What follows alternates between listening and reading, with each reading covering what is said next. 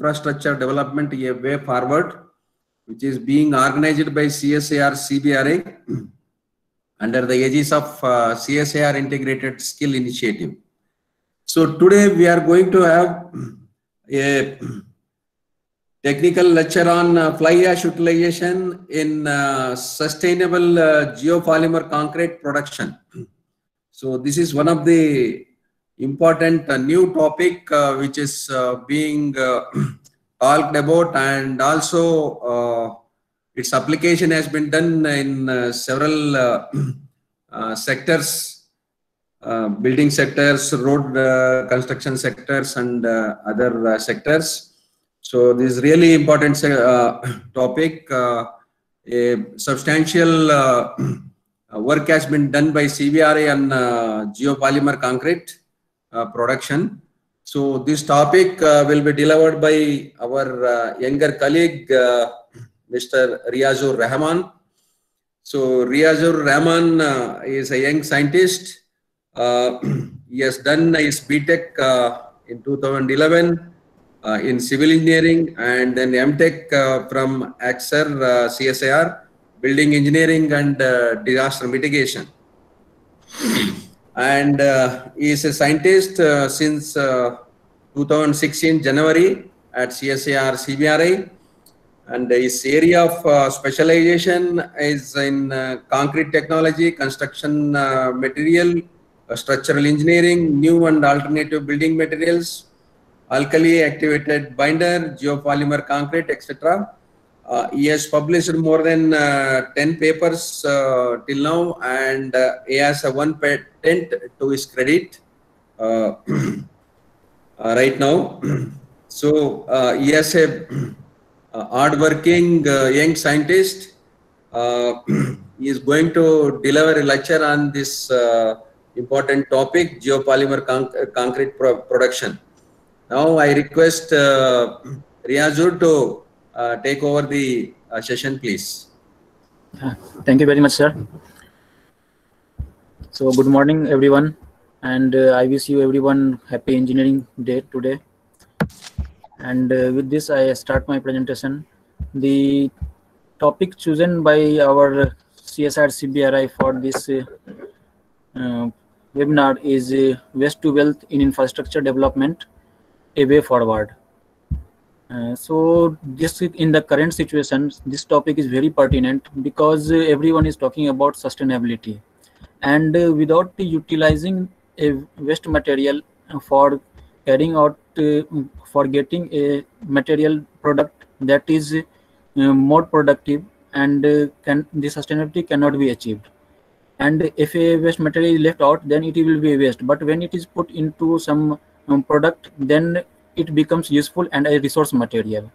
So today I will be talking about one of that waste which is produced from thermal power plant, that is fly ash. So the topic of my presentation is fly ash utilization in sustainable geopolymer concrete production. So yesterday Professor S.K. Singh sir has explained a lot about fly ash utilization, and today I will be focusing utilization of this fly ash in geopolymer production. The outline of my presentation will be like first some background about geopolymer, then geopolymer basics, then research and development that have been carried out at CSIR CBRI, and the products that has been developed, and geopolymer concrete road that has been constructed out of the implementation project that we have carried out in collaboration with the National Thermal Power Plant Corporation, and some other applications at some other part of the world, and what are the challenges that are existing nowadays in this area. So first, when we look into this in development that is taking place throughout the world, that every infrastructure that is constructed, it needs cement for concrete production. And in India, it has been seen that in 2018 there was a demand of cement of 237 million tons, and it is projected that by year 2025 it will grow to a capacity of 600 million tons. And when we look at per capita demand, then in 2019 it was 235 kg per annum, and it is projected that by 2025 it will increase to 415 kg. So there is huge demand for cement that need to be produced, but we have a limited resources for production of this cement because we have limitations on limestones that are available with us and the other raw materials that are needed for cement production. And also there is limited manufacturing growth. It is seen that every year 20 million tons of production capacity is added in India, and but to meet the demand, this is not sufficient. And also when this cement is produced, there a lot of carbon dioxide is emitted, so it is polluting the environment. So there is carbon taxations, and therefore to meet the need of the infrastructure development, there is need we should look beyond that cement production. So there are various alternate cementitious binders that have been developed in the process of this cement alternative to cement, and some of them are here listed out. And it is calcium aluminate cement, which consists of limestone and bauxite, and calcium sulfate aluminate cement, which consists of limestone, bauxite, and gypsum. And another cementitious binder is alkali activated binder, which is produced from alkali silicates mixed with alkali activators.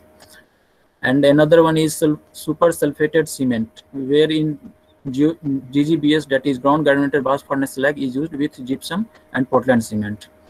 And there is carbon negative cement, which is magnesium silicates. These are the alternative cement binders that are being developed in previous researches. But these binders have some drawbacks, like there is a strength loss when metastable hydrate is converted to stable in case of calcium aluminate cements, and there is expensive nature in case of aluminosilicate aluminates.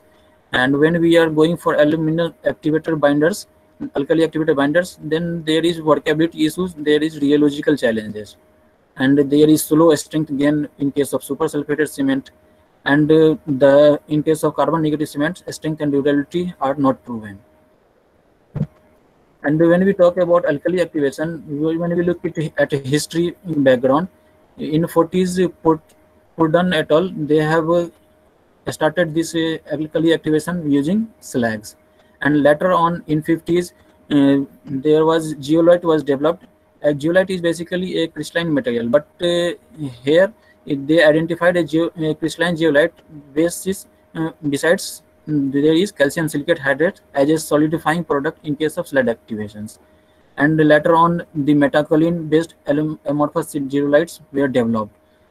And in 70s, Davidovich in France developed a alkali activated binder that was produced from low calcium containing precursors, and he gave a new name to that material, that is geopolymers. And after that, geopolymer come into existence, and then geopolymer cement that has a waste containment properties were developed. And now in last 2 decades, geopolymer concrete and fire resistance coatings has been developed. So what is geopolymer? Geopolymer, as the name suggests, it is a polymer. So there is a monomer called silate, which is the repeat unit that makes the geopolymers. And this silate monomer is nothing but it is a SiO-AlO bonding, silicon oxygen and then aluminum oxygen bonding. And it is an amorphous materials that is produced from the alkali activation of the aluminosilicates. And when these aluminosilicates are produced, there is different combination of silica and alumina present in it. So when there is a ratio of silica alumina as 1, then it is polysilate, and when this ratio is 2, then is polysilate silaxo, and then when a silica and alumina ratio is 3, it is polysilaxo dicycloxate. And depending upon the application, different combinations can be made from this geopolymer. The main constituents of geopolymer is aluminosilicate, which is basically fly ash, GGBS, metacholine, and mine tailings, and there could be a combination of these materials. And the alkali activator is alkaline hydroxide, alkali silicates and carbonates, which could be sodium or potassium based alkali materials. And there are admixtures which are mixed to control the workability and setting time of this geopolymer. How is this geopolymer synthesized? So when this aluminosilicate source material is mixed with alkali activator, the first process is dissolution, wherein the alkali material corrodes the surface of the aluminosilicate source, that is fly ash or GBS, and it releases the silate, SiO, and alumina oxides from the fly ash, and then there is a gelation phase formed, and this gelation, after there is a orientation phase where in this silate and aluminate ions they are reoriented to give a gel-like structure, and after that there is polycondensation, and then hardening of this geopolymer takes place. So for the production of geopolymer, there are various criteria that should be fulfilled, otherwise we will not get geopolymer. And among this, first is the source material that we are using, it should be amorphous. Otherwise, if it is crystalline, there will be low reactivity and geopolymer could not be produced. And we have to optimize based on the applications the silica alumina ratio. For example, for concrete it should be 2, for bricks it should be 1, and when we are going for a high temperature material production, then this ratio should be 3. And the release of alumina should be there available, it should be available. Otherwise, the silica, if alumina is not available, then there will be no reaction and the product could not be found. Then there should be glassy content. It is related to same as amorphous contents, so that the material is reactive. And when we take a XRD macrograph, then there should be a hump between 15 to 32 theta, so that this signifies there is a amorphous nature present in this material, and this source material should have a low water demand. There are various advantages associated with geopolymer, like it is a cement-free construction, and as such it is giving sustainability because we are conserving the environment, and as well as CO2 emission is reduced, and it gives high early compressive strength. And when we go for high heat curing condition, then even after 24 hours we can get a strength up to 100 MPa. There is negligible shrinkage, there is low permeability, and in case of aggressive environments like chloride environment or sulfate, this material shows a very good durability properties, and we can control the setting time and hardening properties. It has low heat conductivity, so that thermal conductivity is low. It can be used for thermal comfort zones. It has high fire resistance properties, and it is found to be stable up to 800 degrees centigrade. It has negligible CO2 emission, and no water curing is required in case of geopolymer. But in case of OPC, we need water curing. So here I have explained what is the difference between this cement and geopolymer. When we look at the energy requirement, then in case of cement, it is approximately 3500 megajoules required per ton for production of cement. But in case of geopolymer, it is only 990. And when we see at carbon emissions, there is 1 ton production for every ton cement production. There is 1 ton production of carbon dioxide. But with the use of some supplementary cementitious materials, it can be reduced to 0.9 or 0.8. But even when we compare that, geopolymer, in case of geopolymer, it is 0.15 to 0.2 only. And the binding phase that is present in cement is calcium silicate hydrate, but in geopolymer it is sodium aluminosilicate hydrate. And in case of cement, we require water curing, but in geopolymer, no water curing required, and it can be cured under ambient condition in open environment. The fire resistance for cement, it is seen that there is a spalling starts at 400 degrees centigrade or 300 degrees centigrade. But in case of geopolymer, it is stable up to 800 degrees centigrade.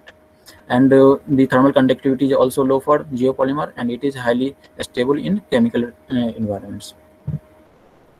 So this geopolymer has been put to applications in different sectors, for especially for building sectors.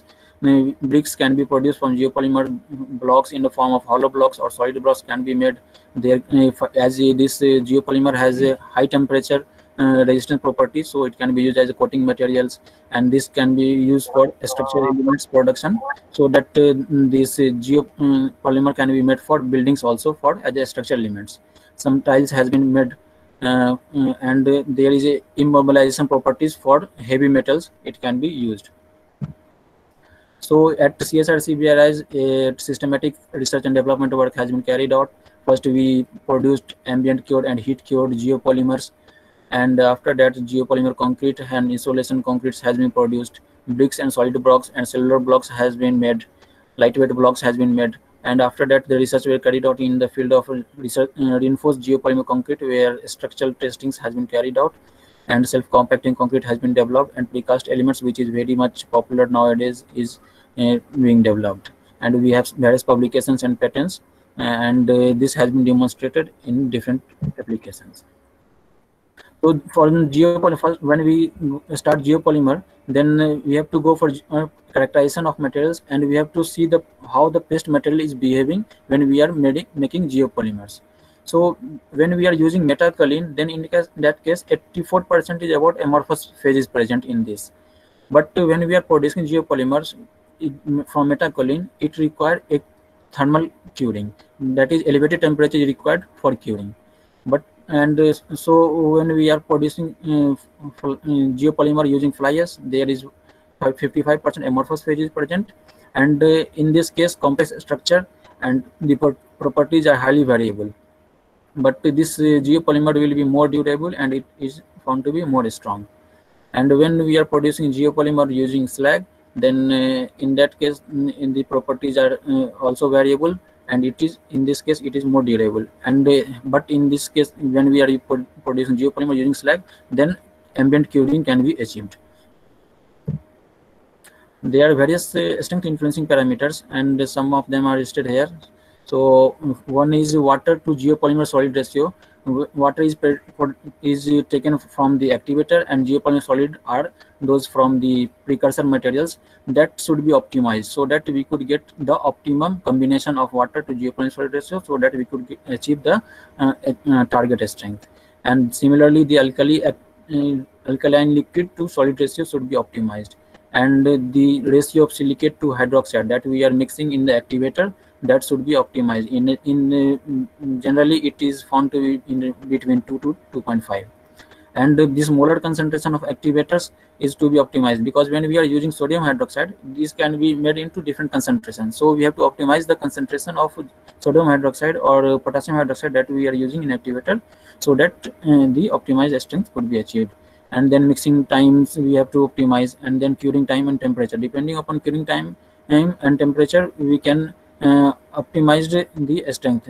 If we are increasing the temperature, then curing time should be less, and if we are curing it under ambient condition, then it will achieve its strength slowly.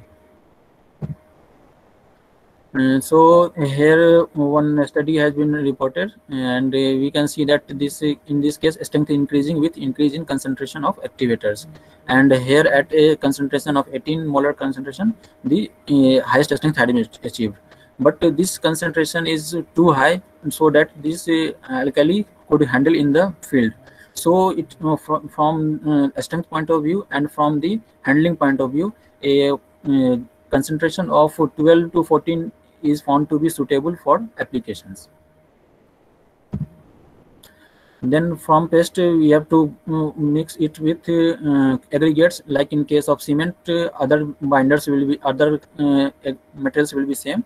Only the cement is replaced with a binder material, that could be fly ash or GGBS or its combinations, and along with that there should be alkali activators. Other metals like aggregate, water or admixtures are similar, that case of cement concrete, and then it is mixed, and then it can be molded into different structures or elements.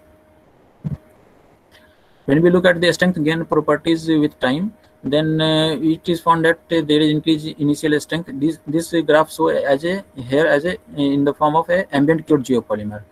We can see that when it is compared with the existing guidelines, we can say that the achievement of strength in case of geopolymer is same as that of cement concrete. But we find that in geopolymer, after 14 days there is not much gain in strength. That is, it's almost 100% of strength is gained after 14 days. But in case of OPC, it gain after that also. And when we look at the interface transition zone in a same micrograph, we can see that in case of geopolymer, there is a dense interface is present, while in case of OPC, there is a porous interface. and there is existence of sodium aluminate silicate hydrate phase present in geopolymer, while in cement it is calcium silicate hydrate is present. When in taking the geopolymer for the application of buildings, we should look into the two engineering parameters that is very important, that is elastic properties and Poisson ratio. So elastic properties of geopolymer concrete has been found that it is a bit lower than that of cement concrete, but this could be helpful when in case of earthquake where there is requirement of much deflection, then this geopolymer could absorb much of the energy. So the lower elastic modulus properties of geopolymer is helpful in case of building constructions or for applications in other infrastructure development. When we look at the drying shrinkage properties, the drying shrinkage of geopolymer is very much lower than that of OPC. In case of geopolymer, it is only 100 microstrains, but in case of cement, it is 400 microstrains after 1 year studies. Alkali aggregate reaction is very important in case of geopolymer, because in cement, when this cement we are using, there is no alkali present, or it is present in very minor quantity. But when we are using geopolymer, the main activator is alkali. So we should study the alkali aggregate reaction so that these properties could be ascertained. So the testing was carried out in as the guideline of ASTM C 1260, and it has been found that when we are using this fly ash in combination with slag, when the slag is increased, then there is more expansion. So this slag combination is to be optimized so that there is no much expansion, and this alkali aggregate reaction could be reduced. And it has been found that the crystalline zeolite present in the voids, and it pre-existing voids, it causes no stresses.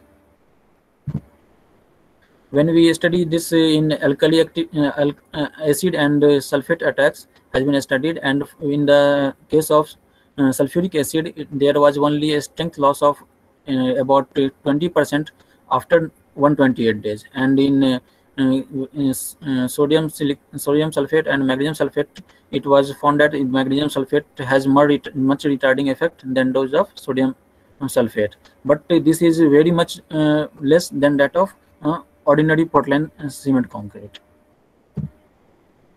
At elevated temperature, we can see from this graph there was not much loss after 800 degree centigrade exposure of the concrete, and also the bond strength was initially found to increase because of the curing of the inside materials, that is of concrete.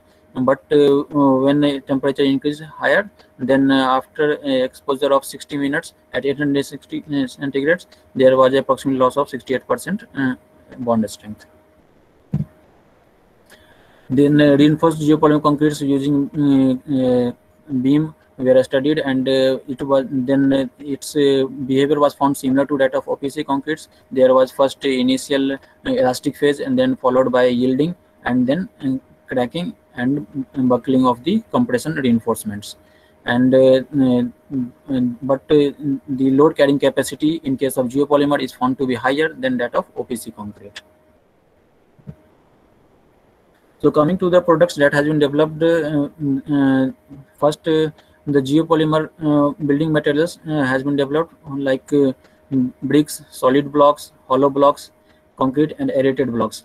They are different size blocks can be made depending upon the use, and different applications like partitions or load bearing, and different strength combinations can be made.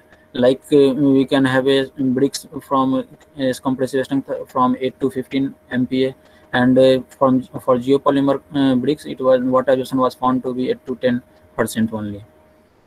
And solid blocks of compressive strength like 16 to 19 MPa was developed, and water absorption was found to be 13 to 15% only.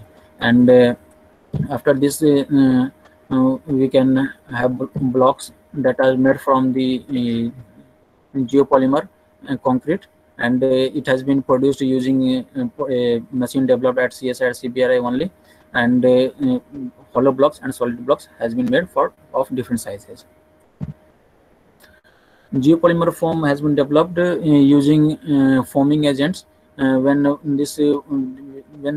this sand is used in combination with geopolymer, but no aggregate is present in this, and a density of 0.8 to 1.2 gram per centimeter cube could be achieved. It was found that there is uniform pore distribution, and there was dimensional stability, and it was suitable for sandwich construction like panels and in wall and roof cuttings. Then self-compacting geopolymer has been developed. There are different fresh properties studies that were carried out using this self-compacting geopolymer, like slump flow, V-funnel, and L-box test and J-ring test has been carried out, and it was found it was optimized according to the requirement of FNOT guidelines, and this has been first developed at lab scale, and then it was taken to a pilot scale trial wherein the existing cement construction materials were used, and where the pumping from a distance of about 100 meters has been carried out using the existing equipments, and 4 columns has been casted.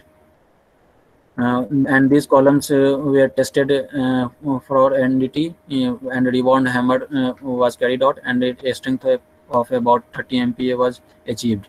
And ultrasound pulse velocity results also show that the concrete is very intact. Then coming to the precast concrete applications, the research the RC planks and reinforced concrete planks and joist systems has been developed, and precast elements of 1.5 meters have been made. We can see this is a partial prefabrication wherein the planks and joists are first made, and then these are erected, and then there is a trim concreting carried out on the roof,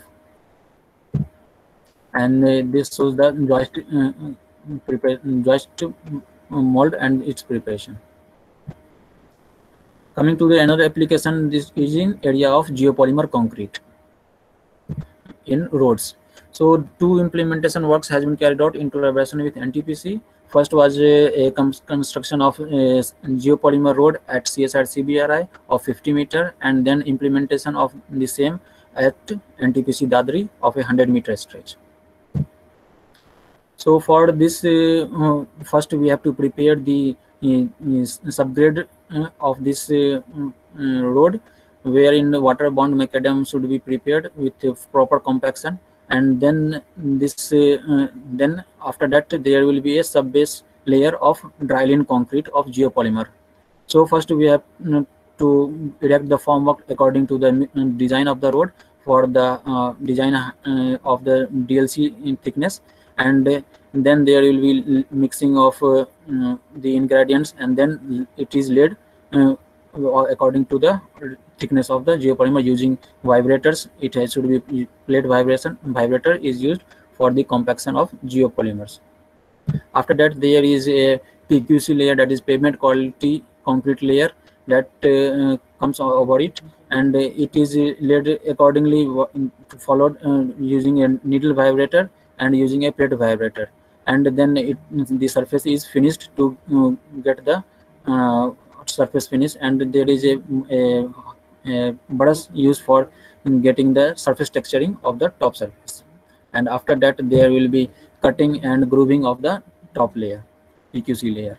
And some instrumentation work has been carried out here at CSIR CBRI to get the temperature variation study and the load transfer study, and this study is going on, and the temperature variation during different climatic conditions has been recorded, and these are required for going for the standardization of this geopolymer.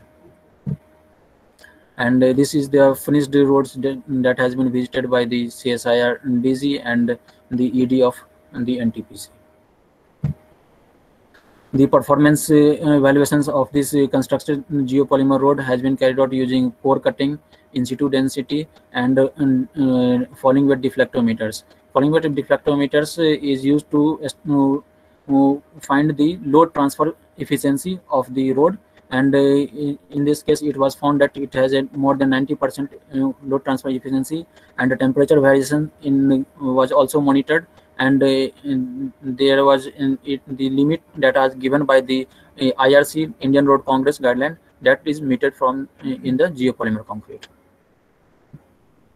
Similarly, after this, the implementation work has been carried out at NTPC Dadri, where the subbase has been prepared first. Then there was concrete spreading using the drum mixer was carried out, and then there is a vibration compaction using a vibrator compactor for the dryland concrete layer was carried. And then PQC layer for pavement quality concrete. The formwork is erected, then a separation membrane for the for not allowing the water to percolate into the subbase is spread, and then concreting is carried out using a batching plant. And then after that, the surface is finished using the plate vibrators and needle vibrators. This is the final prepared geopolymer concrete road at NTPC Dadri in front of a cooling tower prepared at a steel yard in NTPC Dadri. After that, after this implementation work, this geopolymer road has been accredited by the Indian Road Congress as a new material that can be utilized for construction of geopolymer roads, and it has been widely covered in the national medias in year 2018. And these are the some other applications of geopolymer that has been carried out in different parts of this country, different parts of the world. Like here is a demonstration work carried out at Australia, at Melbourne, for making a library, a Milton library, where the precast members were made from geopolymers, and these were erected using the conventional construction equipments. Precast footpath has been made, and it has been implemented at Salmon Street Bridge in Melbourne at Australia. Then there is a patented concrete, e-concrete, by name of e-concrete, that has been used for construction of retaining walls, and the same material has been used for at airport site for making of the runway at a airport in Australia. So coming to the challenges, what are the challenges that are related with geopolymer?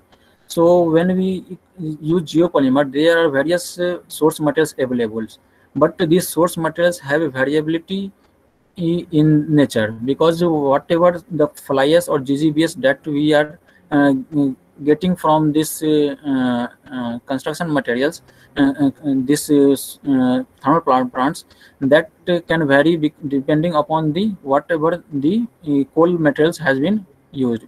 Like in case of when bituminous coal is there, then it will have a different combination of silica and alumina present in the fly ash. Similarly, in case of steel production, there could be different GGBS compositions. So this source material has to be optimized so that there is a control in the properties of geopolymers. And the second, the monitoring of quality control and quality assurance, because there is a different combination of alkali and source material could give different properties. So this material has to be monitored properly at site and during its execution, so that the quality could be maintained what has been targeted.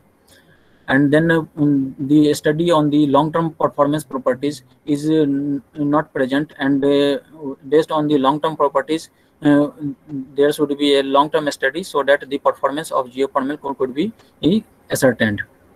And cost economics should also be kept in mind, so that if we are using a waste material, but we are also using alkali materials, So and there is a existing supply chain for OPC cement materials, but there is no existing supply chain for geopolymer. So when this supply chain is properly available for geopolymer, then this cost could be reduced for compared to cement concretes.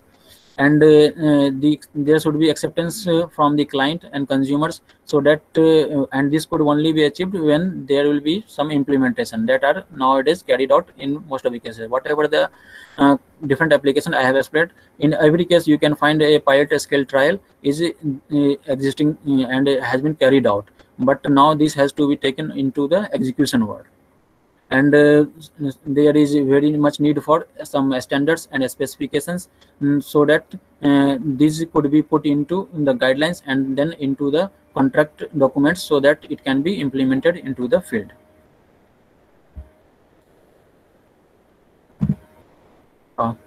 Thank you. That's all. So if you have any question related to this, you can have a questions with me.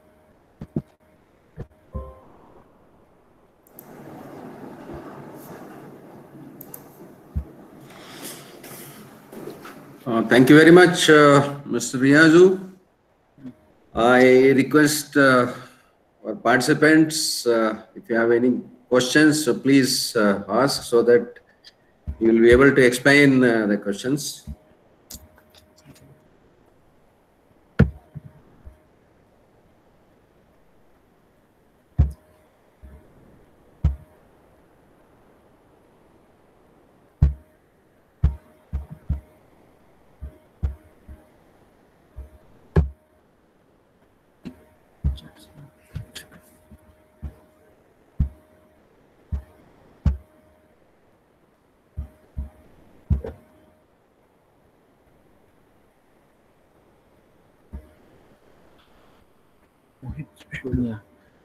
Yeah, Mohit has asked about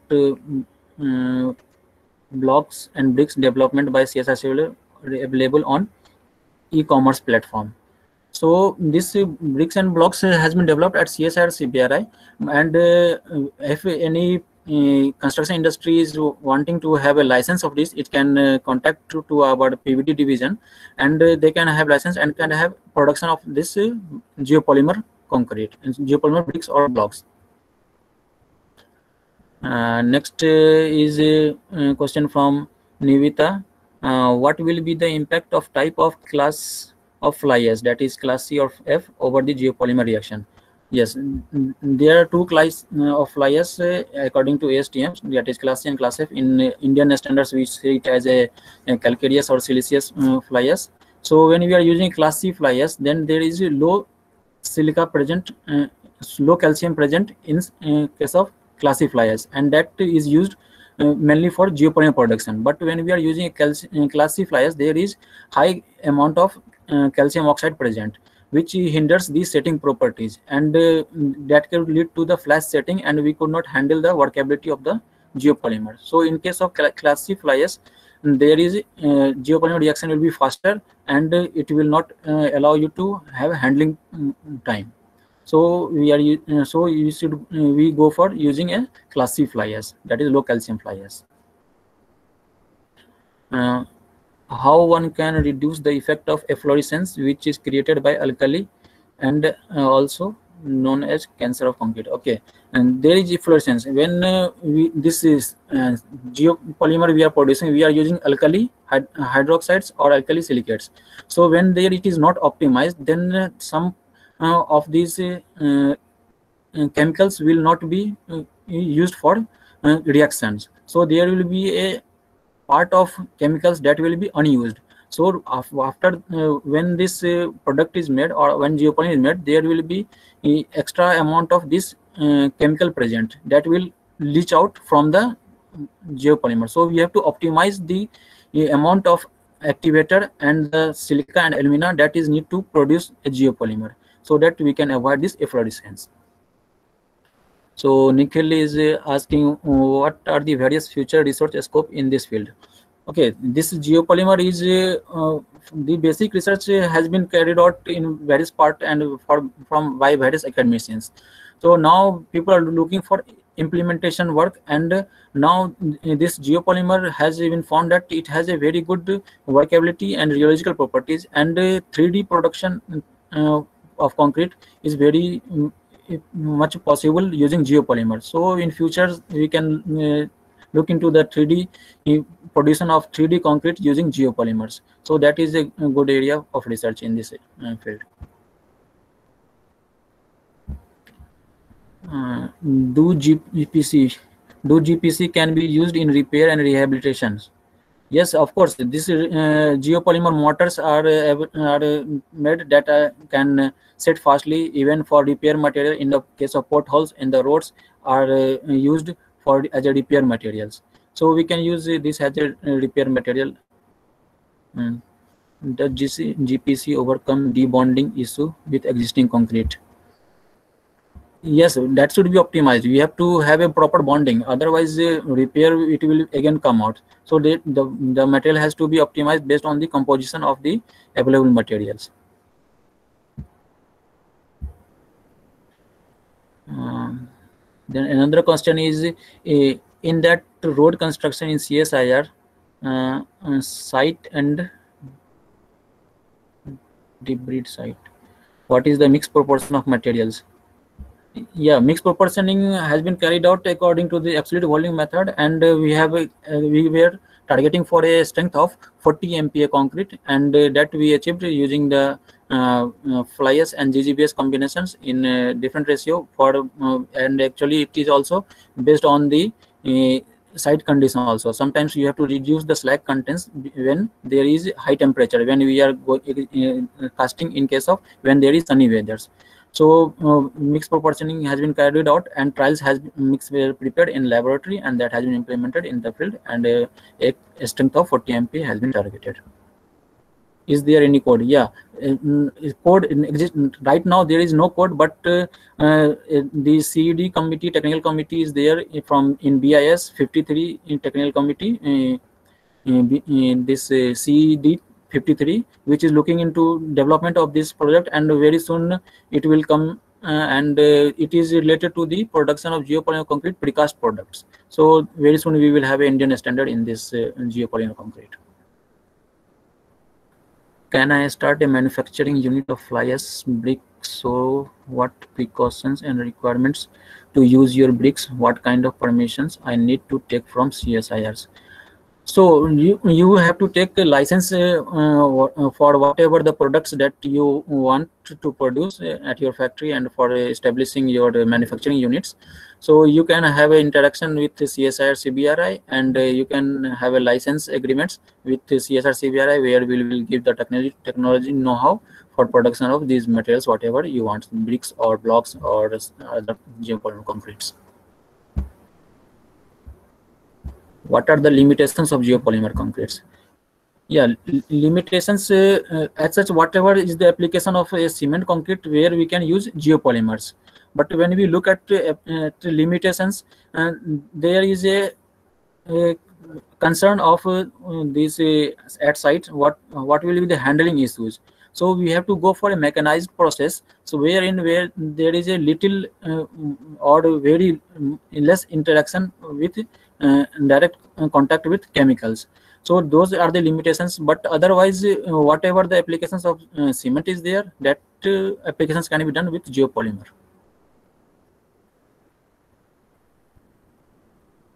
Could we use fly ash for composting? Yeah, fly ash has been used for composting, and for agriculture purposes it has been used, and fly ash can be used for that purpose.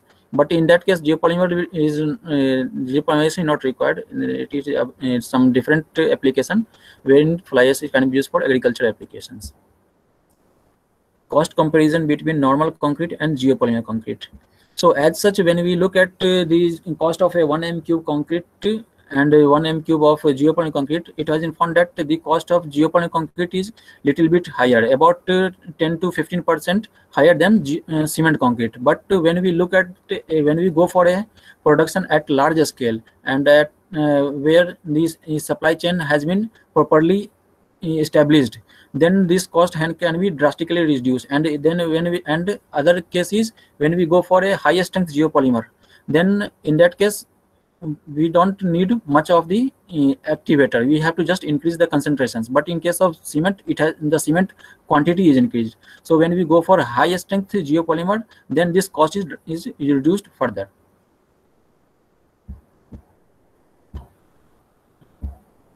So any other questions? Any other questions?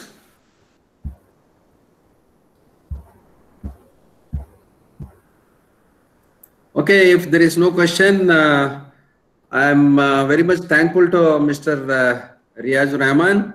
Thank you, who has made presentation on geopolymer production using different materials, and I think you must have happy to his presentation where technological things have been explained, and also the application part is also shown by him, which was implemented by CSIR CBRI in different projects. So it is really a new kind of thing which has been done in CBRI. I am once again thank to Mr. Riazur Rahmanu to making excellent presentation. Thank you very much, Riazu. Thank you, and sir. also Thank I you, thank everyone. all the participants who have joined today for this second day technical session. And also I am very much thankful to my other colleagues and supporting staff. We have working in the background of this webinar.